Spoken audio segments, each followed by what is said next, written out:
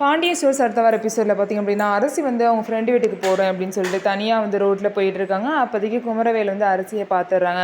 அரசிக்கிட்ட பேசணும், சாரி கேட்கணும் அப்படின்னு சொல்லிட்டு பேசுகிறதுக்காக போகிறாங்க. அப்போ வந்து அரசியை வழிமறித்து பேசிகிட்டு இருக்கப்போ கரெக்டாக அந்த நேரத்தில் சரவணன் வந்துடுறாங்க. சரவணன் வந்து குமரவேலை சட்டையை பிடிச்சி அடிக்க போகிறாங்க. ஆனால் அதை வந்து அரசி வந்து அவங்க ஒரு பிரச்சனையும் பண்ணல, பேசி தான் இருந்தாங்க, விடு அடிக்காதுன்னு சொல்லிட்டு சரவணன் வந்து தடுத்துடுறாங்க. அதுக்கப்புறம் பார்த்திங்க அப்படின்னா குமரவேல் வந்து அரசிக்கிட்ட சாரி கேட்கணும் அப்படின்னு சொல்லிட்டு தான் பேச வந்திருப்பாரு.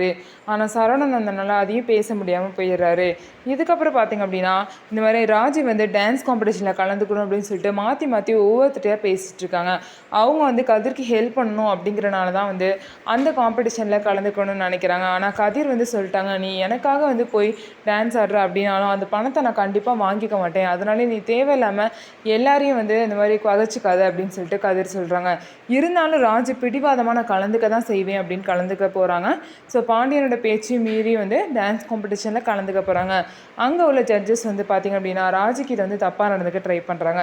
ஸோ எல்லாத்தையும் மீறி எப்படி ராஜி வின் பண்ணி அமௌண்ட்டை கொண்டு வந்து கதிர்கிட்ட கொடுக்க போகிறாங்க அப்படிங்கிறத நம்ம வெயிட் பண்ணி பார்க்கலாம். ஸோ நம்ம வீடியோ உங்களுக்கு பிடிச்சிருந்தா நம்ம வீடியோவை லைக் பண்ணிக்கோங்க. மறக்காமல் நம்மளோட சேனலை சப்ஸ்கிரைப் அண்ட் ஹை பண்ணிவிட்டு பாருங்கள்.